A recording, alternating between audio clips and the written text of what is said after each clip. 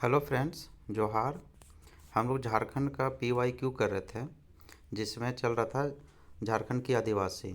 तो झारखंड के आदिवासी से उनका परिचय और उनके पर्व त्यौहार से हो गए हैं। अब एक एक करके जो 32 जनजातियां हैं उनसे किस प्रकार सवाल पूछा है, तो ये कर लेते हैं। तो आपका झारखंड की जनजाति जो है वह कंप्लीट हो जाएगा। तो चलिए देखते हैं। पहला है संथाल जनजाति के बारे में। झारखंड सरकार राज्य की आधिकारिक वेबसाइट के अनुसार निम्नलिखित जनजातियों में से कौन सा अस्थाई कृषक के रूप में वर्गीकृत किया गया है? तो ये संथाल हैं। ये बिरहोर जो हैं ये सब हंटर गैदरर हैं। तो संथाल जो ऑप्शन है इसमें वो अस्थाई कृषि के रूप में वर्गीकृत किया गया है। इनके बारे में देखते हैं कि कौन कौन अस्थाई कृषि के रूप में मान्यता प्राप्त है। तो झारखंड के मुख्य रूप से जो जनजाति हैं संथाल, उरांव, मुंडा, हो, ये क्रम से भी है। संथाल सबसे बड़ी जनजाति है झारखंड की, दूसरे स्थान पे उरांव और तीसरे स्थान पे मुंडा, चौथे पे हो। इसका कोड याद रखिएगा, SOMH। तो संथाल, उरांव, मुंडा, हो, ये चार जरूर याद रखिए। यहाँ झारखंड की जनजाति हो खरवार, किसान, भूमिज, खड़िया, चेरो अस्थायी रूप से कृषि कार्य किया करती हैं। तो ये सारे जो हैं वो कृषि कार्य में संलिप्त हैं। ये जनजातियां अस्थायी रूप से गांव में निवास करती हैं, यानी कृषि करते हैं। तो कहीं अस्थायी रूप से रहते भी होंगे।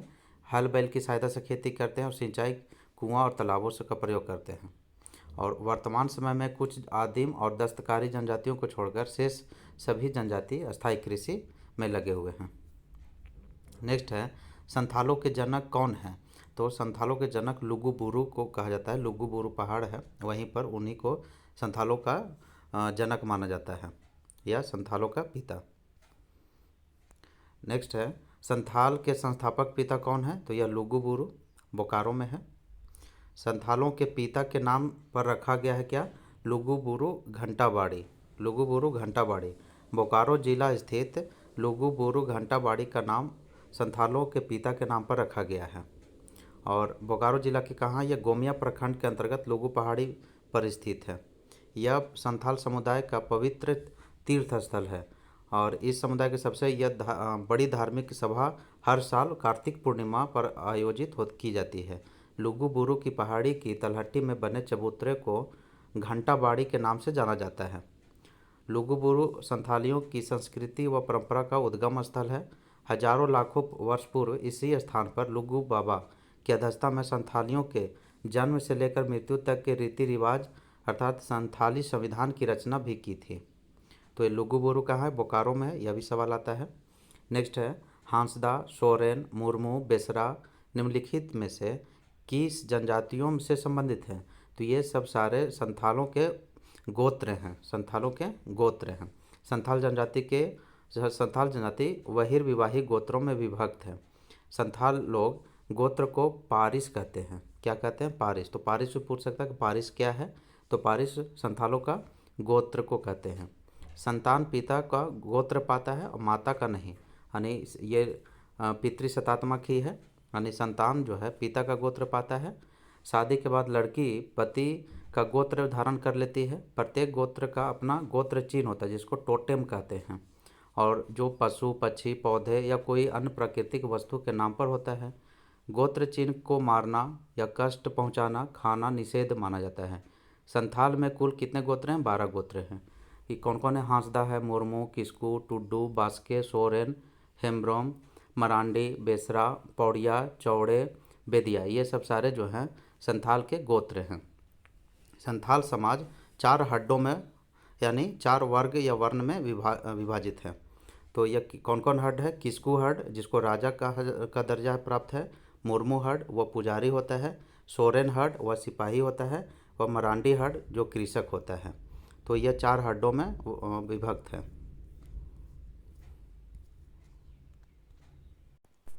नेक्स्ट है राज्य की संथाल जनजाति कौन सा कार्य करती है? तो ये बर्तन बनाने का कार्य करती है।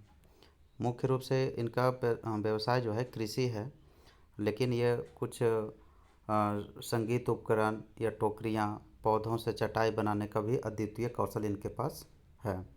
आधुनिक काल में वे आधुनिक व्यवसाय भी करते हैं, जैसे बर्तन बनाने का कार्य भी करते हैं।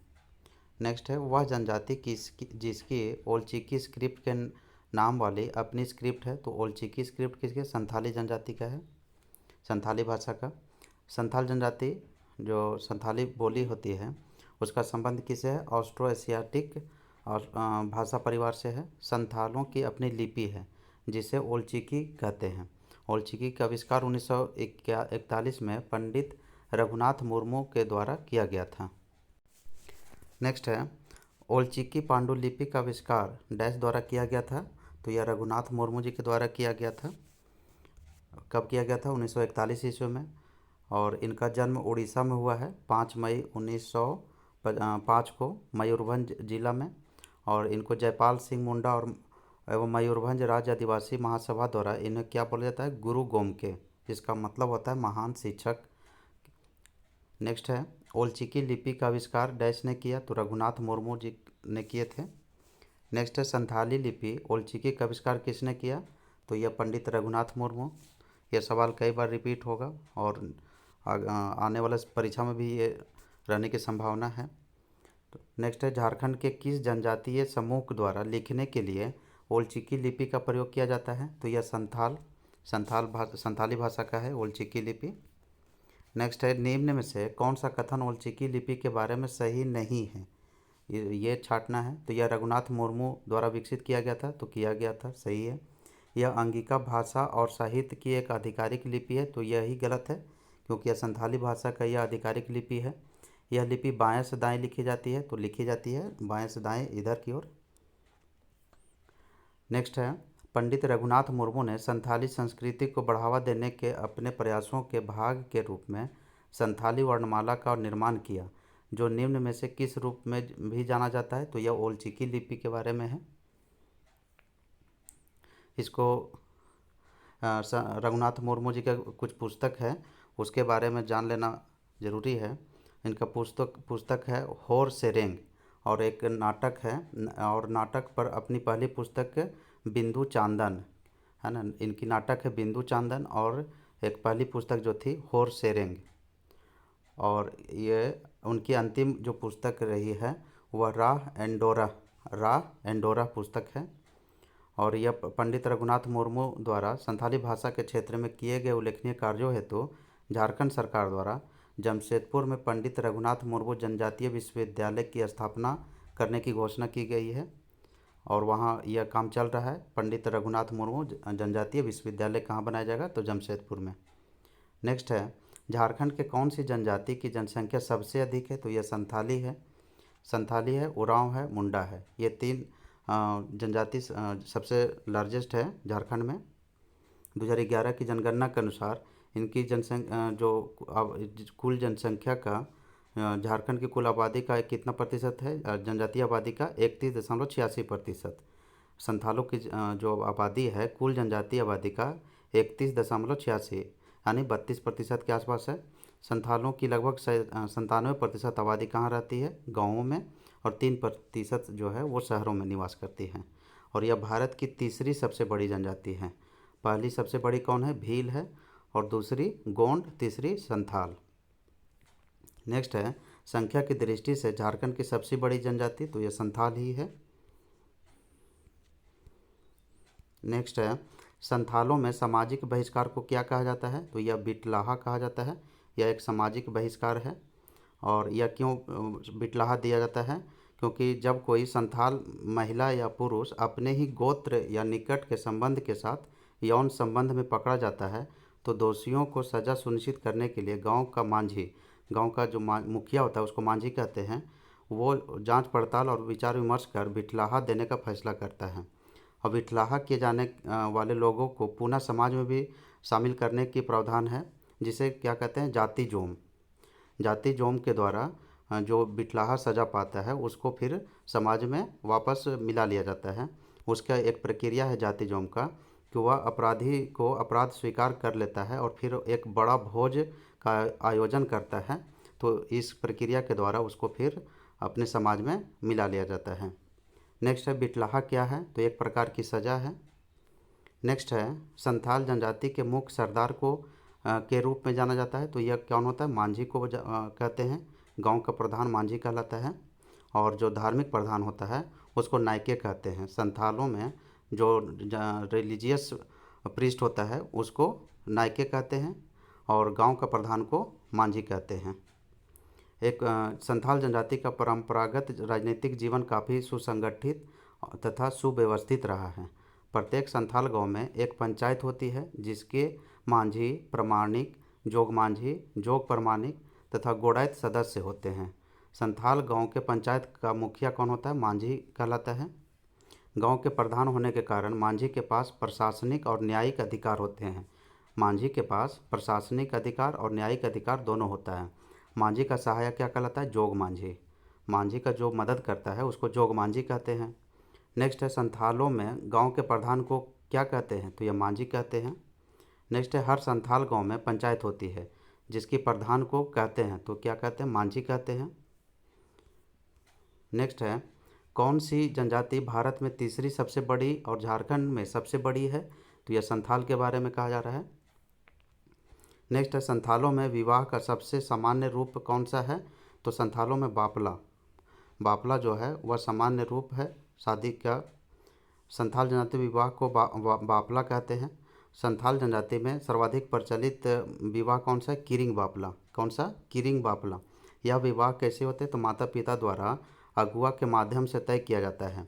इसमें वर पक्ष की ओर से कन्या पक्ष को पौन दिया जाता है। पौन क्या होता है? तो पौन, वधू मूल को पौन कहा जाता है संथाली में। इसे सदाई बापला के नाम से भी जाना जाता है। तो सदाई बापला सर्वाधिक प्रचलित विवाह प्रोसेस है।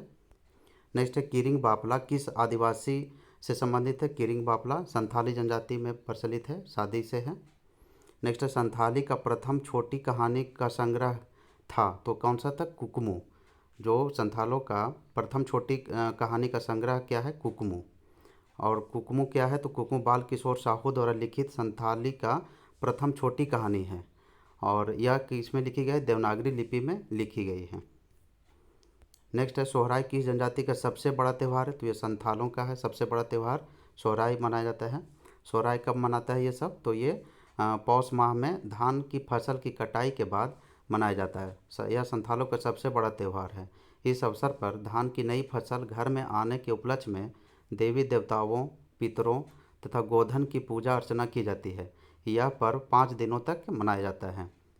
नेक्स्ट है संथाल जनजाति के लोग डैश में निपुण हैं तो यह बर्तन का निर्माण में यह निपुण है, बर्तन बनाने में।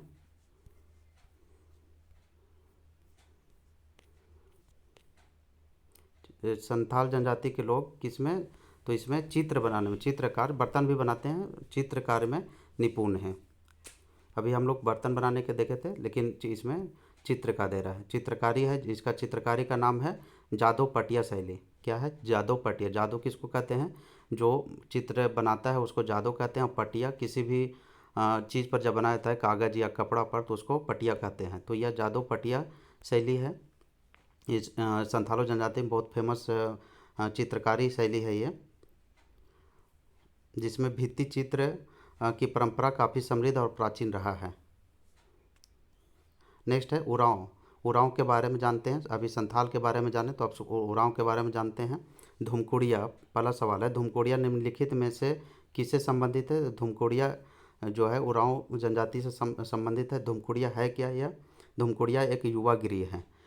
जो यह एक उरांव जनजाति की सामाजिक संस्था है। युवा गृह जनजातियों के सामाजिक जीवन की एक महत्वपूर्ण संस्था है। युवा गृह का प्रचलन उरांव समुदाय में प्राचीन काल से ही चला जा रहा है। उरांव भाषा में युवा गृह को क्या कहते हैं? जोख एरपा। इसका मतलब होता है कुंवारों का घर। जो कुंवारे होते हैं वहाँ पर उनको सामाजिक, सांस्कृतिक ये सब शिक्षा दिया जाता है और हिंदी में इसे धुमकुड़िया कहा जाता है। धुमकुड़िया उरांव लोगों का शैक्षणिक संस्थान है जहाँ सामाजिक और नैतिक शिक्षा दी जाती है। धुमकुड़िया एक साधारण घर होता है जहाँ अविवाहित युवक युवतियाँ रहते हैं। लड़के और लड़कियों के लिए अलग अलग धुमकुड़िया होती हैं और लड़कों का धुमकुड़िया को जोख एरपा और लड़कियों की धुमकुड़िया को पेल एरपा कहा जाता है। लड़कों का जो धुमकुड़िया होता है उसको जोख एरपा और लड़कियों का जो होता है धुमकुड़िया उसको पेल एरपा कहते हैं। जोख एरपा का जोख एरपा को धांगर कुड़िया भी कहा जाता है। धांगर कुड़िया। जो खेरपा की नियंत्रण एवं देखभाल करने वाले युवक को क्या कहते हैं? महतो या धांगर महतो। पेल एरपा की देख रेख की जिम्मेदारी किसको होती है? किसी बूढ़ी या प्रौढ़ अथवा विधवा महिला को सौंपा जाता है, जिसको बड़की धांगरीन कहा जाता है। धुमकुड़िया में प्रवेश कब होती है? 10 से 11 वर्ष की उम्र में होती है। हर 3 साल पर इसमें प्रवेश मिलता है। और यह कब तक वह सदस्य रह सकते हैं? तो विवाह से पूर्व तक, विवाह से पूर्व तक धुमकुड़िया में अपनी शिक्षा ग्रहण करते हैं वहाँ। नेक्स्ट है, धुमकुड़िया की जनजाति की सामाजिक संस्था है, तो यह उरांव का है। नेक्स्ट है, इनमें से कौन सी द्रविड़ मूल की एक जनजाति है जो मुख्य रूप से झारखंड के छोटा नागपुर क्षेत्र में केंद्रित है? तो यह उरांव है।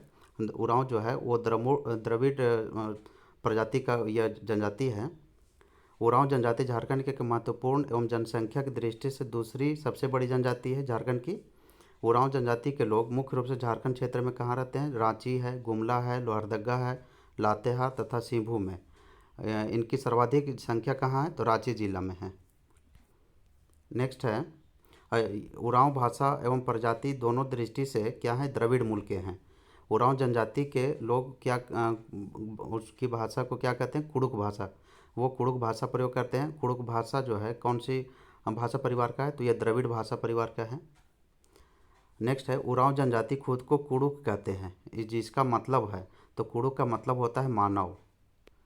उरांव जनजाति भाषा को अब भाषा में अपने को क्या कहते हैं? कुड़ुक, जिसका मतलब होता है मानव। नेक्स्ट है, निम्नलिखित में से कौन सा गोत्र कुड़ुक के नाम से भी जाना जाता है? तो यह उरांव का है। उरांव जनजाति कुड़ुक के नाम से भी जाना जाता है। उरांव स्वयं को कुड़ुक नाम का प्रयोग करते हैं। संभवतः एक पौराणिक उरांव राजा के नाम पर करक कहा जाता है। उरांव कई टोटेमिक गोत्रों में बटे हुए हैं, जिन्हें किली कहते हैं। उनकी गोत्रों को क्या कहते हैं? किली। एक ही गोत्र में उत्पन्न उरांव चाहे कहीं भी रहे, परस्पर भाई बहन की तरह माने जाते हैं। यानी एक ही गोत्र में कोई भी अगर वो आता है तो वो लोग क्या होते हैं? भाई बहन होते हैं। और कोई भी शादी विवाह अपने गोत्र में इन लोग नहीं कर सकते हैं। नेक्स्ट है, त्योहारों के दौरान उरांव जनजातियाँ एक विशेष पेय का सेवन करती है। उसे क्या कहते हैं? तो उसको हड़िया कहते हैं। हड़िया चावल को गला करके बनाया जाता है और इसे अपने पूर्वजों या भगवान को वो चढ़ाया भी जाता है। इसको सेवन भी करते हैं। इसको राइस बियर के नाम से भी जाना जाता है। नेक्स्ट है, रांची जिले में निम्न में से कौन सी प्रमुख जनजाति पाई जाती है? तो रांची जिले में मुख्य रूप से उरांव जनजाति पाई जाती है। उरांव जनजाति झारखंड की एक महत्वपूर्ण एवं जनसंख्या की दृष्टि से दूसरी सबसे बड़ी जनसंख्या जनजाति है ये झारखंड की। उरांव जनजाति के लोग मुख्य रूप से कहाँ रहते हैं? रांची, गुमला, लोहरदगा, लातेहार, सिंहभूम जिला में निवास करते हैं। इनकी सर्वाधिक जनसंख्या कहाँ है? रांची जिला में।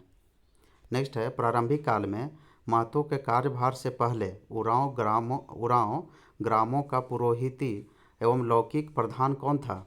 तो यह गोड़ाइत हुआ करता था।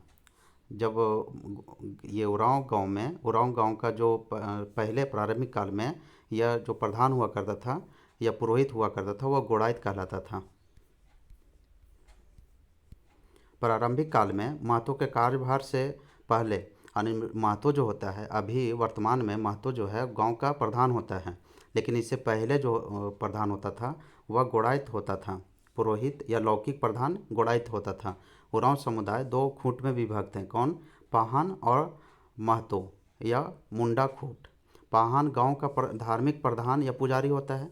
पाहन जो होता है वो गांव का धार्मिक पुजारी होता है या धार्मिक प्रधान होता है, जबकि महतो गांव का मुखिया होता है। उरांव जनजाति में एक कहावत भी प्रचलित है, वो क्या है? पाहन गांव बनाता है और महतो गांव चलाता है। उरांव समुदाय की शासन व्यवस्था गांव स्तर, पढ़ा स्तर तथा पढ़ा दीवान स्तर में विभक्त है। महतो गांव का प्रधान होता है। यह प्रशासनिक, न्यायिक, संपर्क अधिकारी होता है। गांव के झगड़े एवं विवादों का निपटारा कौन करता है? महतो द्वारा किया जाता है। मांझी महतो का सहायक होता है। तो अभी देखिए कि संथालों में मांझी जो होते हैं वो गांव का प्रधान होता है, लेकिन उरांव में मांझी जो होता है वह महतो का प्रधान होता है। वह महतो के आदेशानुसार किसी भी मामले को गांव को सूचित करता है। पाहन गांव के धार्मिक पर्व त्योहारों में पूजा पाठ करता है। बैगा कई गांवों का पूजा पाठ करता है। बैगा जो होता है वह वो और भी गाँवों का पूजा पाठ यह करते हैं। उरांव के परंपरागत पंचायत व्यवस्था के तहत पाढ़ा पंचायत प्रसिद्ध है। जो पाढ़ा पंचायत है वह उरांव समुदाय से है, उरांव जनजाति से है। यह 5 से 15 गांव को मिलाकर बनाया जाता है। पाढ़ा पंचायत का सर्वोच्च व्यक्ति क्या कहलाता है? पाढ़ा राजा कहलाता है। सभी पाढ़ा राजाओं के ऊपर एक पाढ़ा दीवान होता है। तो पाढ़ा राजा के ऊपर कौन होता है? पाढ़ा दीवान, जो सभी पाढ़ा राजाओं का समन्वय रखता है। उरांव समाज की सर्वोच्च न्यायिक व्यवस्था पाढ़ा दीवान होता है। यहाँ कई पाढ़ा राजा मिलकर विवाद का निपटारा करते हैं। नेक्स्ट है, तो ये झारखंड के शासन जो परंपरागत शासन व्यवस्था है वो भी पढ़ना है। तो इससे भी आप रिलेट कर सकते हैं, उससे सवाल आज आ जाएगा झारखंड की परंपरागत शासन व्यवस्था से भी। नेक्स्ट, झारखंड में इस जनजाति के लड़के और लड़कियों के लिए जंतर के रूप में महत्वपूर्ण कोई दूसरा त्यौहार नहीं है। जनजाति की पहचान करें तो यह उरांव जनजाति के बारे में बोला जा रहा है, जो जिसमें जंतर के रूप में महत्वपूर्ण दूसरा कोई त्यौहार नहीं है, जंतर, जिसको जंतर कहा जाता है। अब मुंडा के बारे में जानते हैं। मुंडा, पहला सवाल है, महली और कंपट किस प्रजाति की शाखा है? तो यह मुंडा जनजाति का एक शाखा है, महली और कंपट। समस्त मुंडा जाति 2 अंतर्विवाही शाखाओं में विभक्त हैं। बड़ी शाखा को महली मुंडा और छोटी शाखा को कोम्पट मुंडा कहते हैं। महली मुंडा अपने आप को कोम्पट मुंडा से श्रेष्ठ मानता है। महली मुंडा जो है वह कोम्पट मुंडा से श्रेष्ठ मानते हैं, किंतु वास्तविकता यह है कि कोम्पट मुंडा हिंदू धर्म से अधिक प्रभावित होने के कारण अपने को ही अधिक श्रेष्ठ मानते हैं। तो यह एक प्रतिद्वंद है। नेक्स्ट है, रांची जिले में सबसे अधिक संख्या में कौन सी जनजाति मिलती है? तो यह मुंडा जनजाति है। रांची जिला में सर्वाधिक जनसंख्या मुंडा जनजाति में मुंडा जनजाति जो है झारखंड में कोलेरियन समूह की एक सशक्त और शक्तिशाली जनजाति है। झारखंड में यह आबादी की दृष्टि से तीसरी सबसे बड़ी जनजाति है। 2 सबसे बड़ी जनजाति कौन है? संथाल, उरांव, और तीसरी मुंडा। मुंडा जनजाति के लोग मुख्य रूप से खूंटी, रांची, गुमला, सिमडेगा, लोहरदगा, पूर्वी तथा पश्चिमी सिंहभूम, हजारीबाग, लातेहार, धनबाद तथा सरायकेला खरसावां जिलों में पाए जाते हैं। इनकी सर्वाधिक संख्या खूंटी जिला में पाई जाती है, लेकिन जो विकल्प दिया गया उसके अनुसार से रांची जिला सर्वाधिक है। नेक्स्ट, शासन एक स्थान है जहाँ मुंडा शासन जगह है, उसमें क्या करते हैं मुंडा? तो अपने पूर्वजों की अस्थियों को रखते हैं। वहाँ अगर किसी का मृत्यु हो जाता है तो उनका अस्थि जो है वह शासन जगह में, शासन जहाँ पर अस्थि रखते हैं उस जगह को शासन कहते हैं। और वहाँ पर जो पत्थर गाड़ा जाता है वो जब जहाँ गाड़ते हैं वो रखते हैं उसको शासन दीरी कहा जाता है। अस्थि कलश एक निश्चित स्थान में गाड़ दिया जाता है, उसको शासन कहते हैं। और उस स्थान पे कुछ पत्थर लगा दिए जाते हैं, गाड़े जाते हैं, उसको शासन दीरी कहा जाता है। इसे हड़गड़ी भी कहा जाता है। हड़ मीन्स होता है हड्डी या उसका बोन, उसको हड़गड़ी कहते हैं मुंडा लोग। शासन दीरी ही मुंडा गांव की असली पहचान है, यानी शासन दीरी से ही आप पहचान सकते हैं कि यह मुंडा का गांव है। अस्थि विसर्जन पौष माघ के महीने में नई फसल की कटनी के बाद होता है। 1 वर्ष की अवधि में मरे सभी व्यक्तियों की हड्डी शासन में गाड़ी जाती है और इसे जंग टोपा कहा जाता है। नेक्स्ट है, और मुंडाओं में जब कोई मरता है तो उसको दफनाने और जलाने दोनों की परंपरा है। मृत्यु होने पर दफनाने और जलाने दोनों प्रथाएं पाई जाती हैं। नेक्स्ट है, मुंडा शासन में क्या करते हैं? शासन में क्या करते हैं? तो वो अपने पूर्वजों की हड्डी को वहाँ रखते हैं। नेक्स्ट है, निम्नलिखित जनजातियों में से कौन सा मृतकों की याद रखने के लिए शासन दीरी जगह है? तो यह मुंडाओं का है। नेक्स्ट है, झारखंड में किस जनजाति का युवा गृह गितियोरा के नाम से जाना जाता है? तो यह मुंडा है, मुंडा जनजाति है।